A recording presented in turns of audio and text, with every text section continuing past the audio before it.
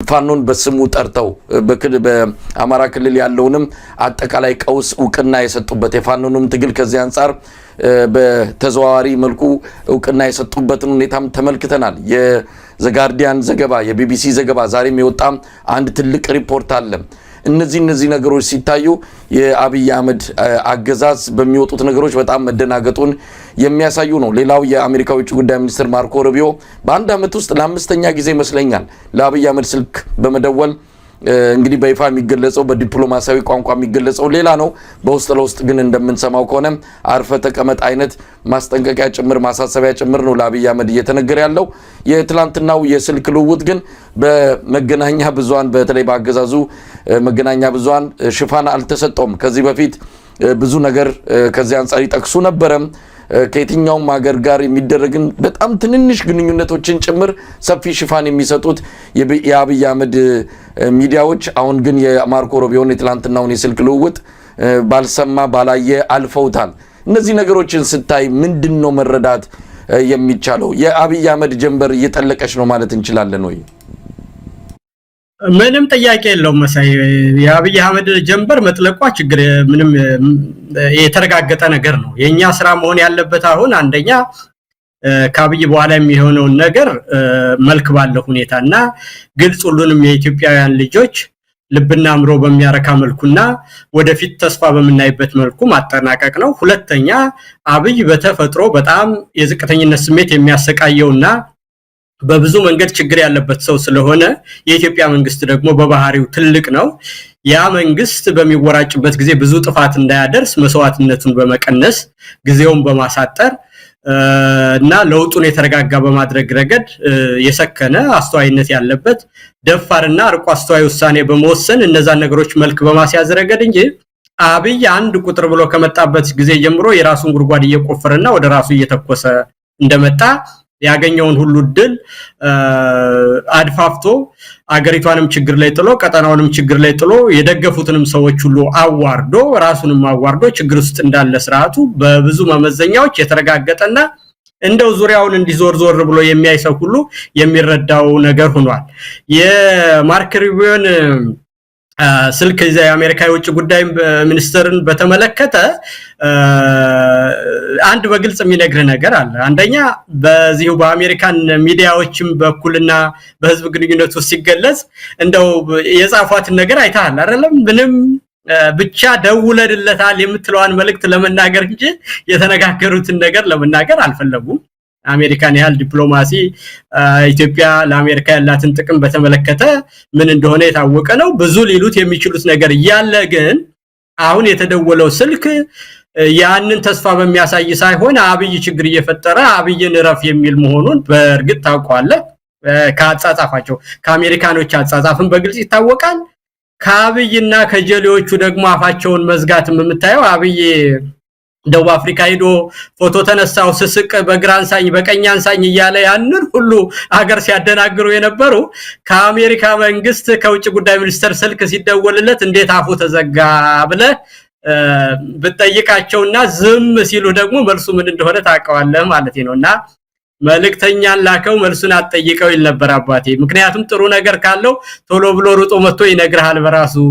በዛው ዝም ካለና ከጠፋ ነገሩ መልካ የለውም ማለት ነውና አብይ ፎቶ ሲለጥፍ የነበረ ሰውዬ ከአሜሪካ መንግስት ሲደወልልህ ምን ነው ዝም አልክ በልና ንገርልኝ። ስለዚህ ይሄ ብቻውን ይነግራል መሳይ ምንም በማያጠራጥር ሁኔታ ፖለቲካን ለሚያቀስ ኢንጂነር ቃል እንግዲህ ብዙ ነገሮችን መጥቀስ እንችላለን። ያው የአሜሪካው የአፍሪኮም ኮማንደር ጀነራል አንደርሰንም ባለፈው ወደ አዲስ አበባ በመምጣት በጉዳዩ ላይ በጣም ጠንከር ያለ መልእክት እንዳስተላለፉ ነው። ብልጽግናዎች ነገሩን በተለየ ሁኔታ ለኢትዮጵያ ሕዝብ የተሳሳተ መረጃ እንዲደርስ አድርገዋል። ልክ አሜሪካ የአብይ አህመድን ቅዠት የሆነውን የባህር በር ባለቤትነት እንደደገፈች አድርገው ለመግለጽ ሄዱበት ርቀት እጅግ አሳፋሪ ይመስላል። አሜሪካም ተተርጉሞ የመጣውን የመንግስትን ለህዝብ የቀረበውን መረጃ ተመልክተው ለምን ምላሽ እንዳልሰጡ ግራም ያጋባ ነው። አሜሪካ በዛ ደረጃ የአንድን ሀገር ሉዓላዊነት በሚጥስ መልኩ ኢትዮጵያ የባህር በር ባለቤት ሆናለች ብሎ አብይ የጀመረውን የቀውስና የቅዠት መንገድ ተደግፋለች ማለት ለአሜሪካ ንቀት ነው የሚመስለው።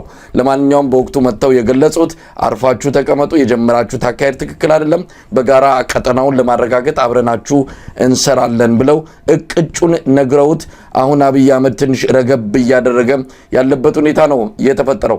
ለማንኛውም ወደ ዕለቱ ክስተቶች ሌላ ነገር ጊዜ ካለን እንመለስበታለን። ማስረሻ ሰጤ ካፒቴን ማስረሻ ሰጤ የአፋሃድ የአንድ ዘርፍ ኃላፊ ነው። ምናልባት ከአፋሃድ ቁልፍ ተግባራት ወይም ቁልፍ ስልጣኖች ከሚባሉት ውስጥ በስድስተኛ ደረጃ የሚጠቀሰውን ቦታ የያዘው ማስረሻ ሰጤ ወደ ብልጽግና ሄዷል።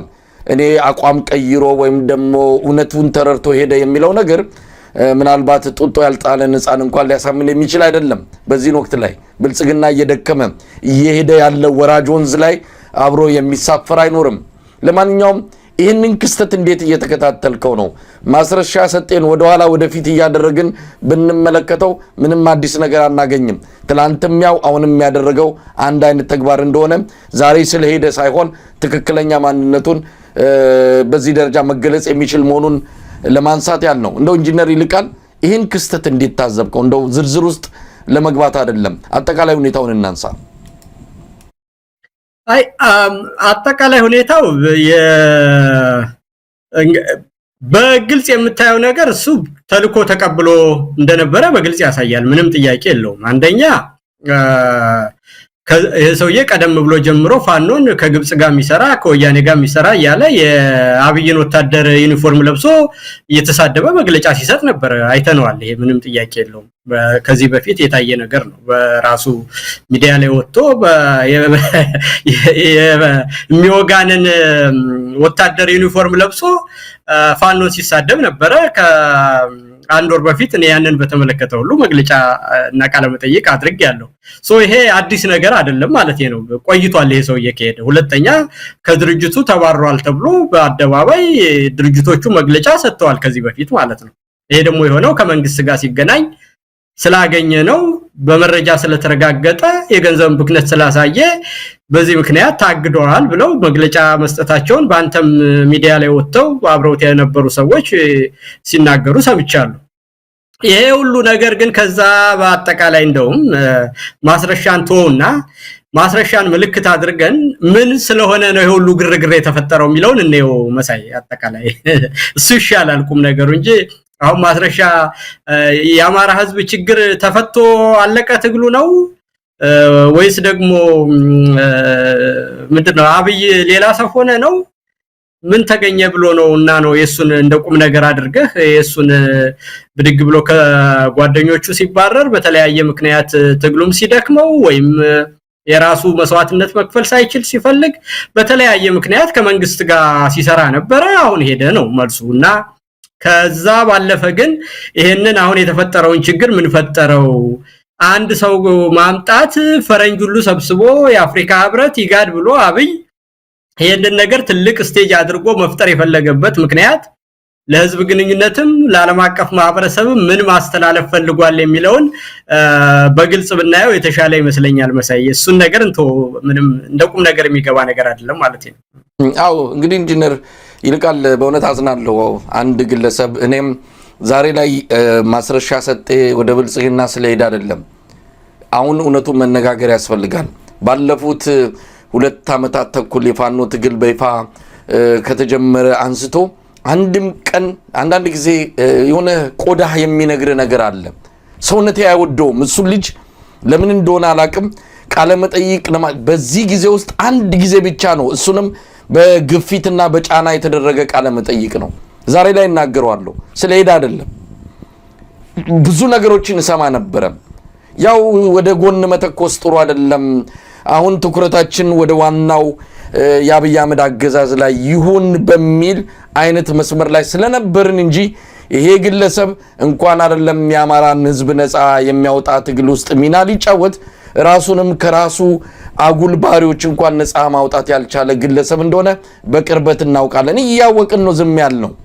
ምናልባት ነገ ከነጎዳ የአማራ ፋኖ ህዝባዊ ድርጅት አፋድ አመራሮች እነሱም ያውቁታል። ከአንድ ዓመት ጀምሮ ሲከታተሉት እንደነበረ ነግረውናል። አሁን ላይ ለምንድን ነው እርምጃ ያልወሰዱት? በእርግጥ ባለፉት 3 ወራት ዱካውን አጥፍቶባቸዋል። በቁጥጥር ስር ሊያደርጉት ፈልገው ሊያገኙት አልቻሉም።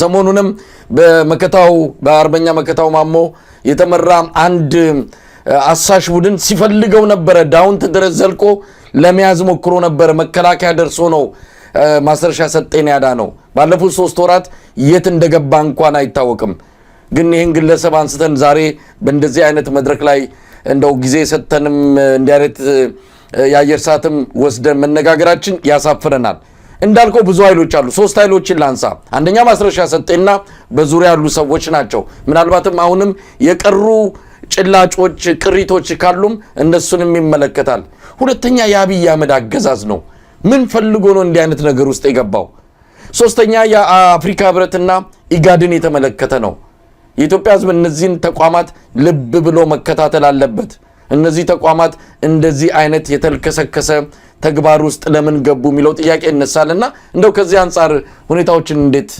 ልትገልጻቸው ትችላለህ ኢንጂነር ይልቃል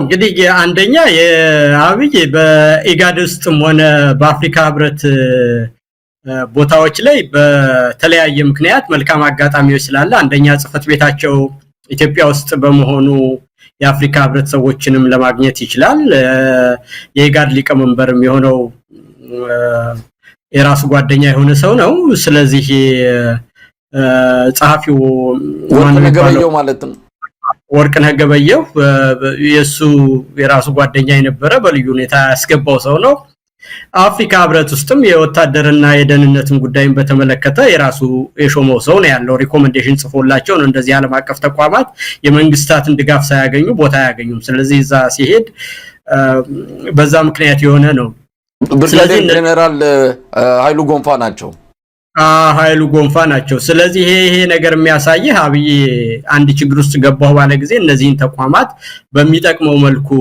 እንዲፈጸሙለት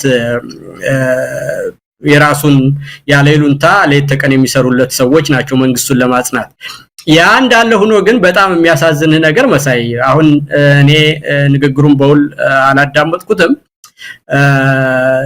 ይሄ ማስረሻ ተናገረ የተባለው ነገር ወደ አብይ ሲመጣ እነሱ አስታራቂ ነን ካሉ ልብ በል እንግዲህ ወደ እርቅነት የመጣበት ምክንያት ኦኤልኤን ያማራ ጠላት አድርጎ ህዋትን ያማራ ጠላት አድርጎ ለምን ከነሱ ጋር ሰሩ ኤርትራን ያማራ ጠላት አድርጎ ነው አፍሪካ ህብረትና ኢጋድ በቀጠናው ሰላም አመጣለሁ ካለ የፕሪቶሪያ ስምምነትንም ከፈለገ እነዚህ አካላትን ጠላት የሚልን ሰው ለአፍሪካ ሰላምና ለኢትዮጵያ ሰላም ያመጣል ብለው ነው ህዋትን አማራ በጠላትነት እንዲፈርጅ አማራ ኦኤልኤም በጠላትነት ሲፈርጅ እና ይሄ ለኢትዮጵያ ሰላም ያመጣል የዚህ ሰው ያሳብ ብሎ ነው አፍሪካ ህብረት ይሄን ሰው እየደገፈው ህዋት ጠላት ነው የሚልን ኦኤልኤ ጠላት ነው የሚልን በሌላ ወገን ግን እነሱ ህዋትና አብይ በፕሪቶሪያ ስምምነት ይስማሙ ነው የሚሉት አይደለ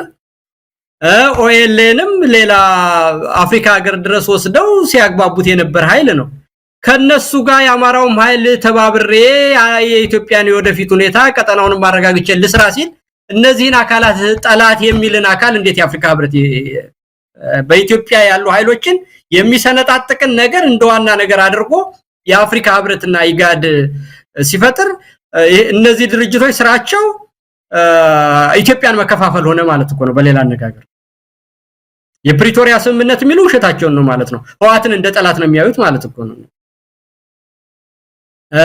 ታንዛኒያ ድረስ ሄደው ኦኤልኤን ከመንግስት ጋር እንተናልኩ የሚሉት ውሸታቸውን ነው ማለት ነው እኮ ያማራ ጠላት ተብሎ እንዲፈረጅ ነው ይፈልጉት ኢትዮጵያ ውስጥ ሁሌ ያሉት አስተሳሰቦች በቅራኔ ውስጥ እንዲኖሩ ይፈልጋሉ ማለት ነው ስለዚህ ማስተላለፍ የተፈለገው መልእክት አብይ በአሰምሽን ነው ሁሉ ጊዜ የሚኖረው ኤርትራና ህዋት አይስማሙ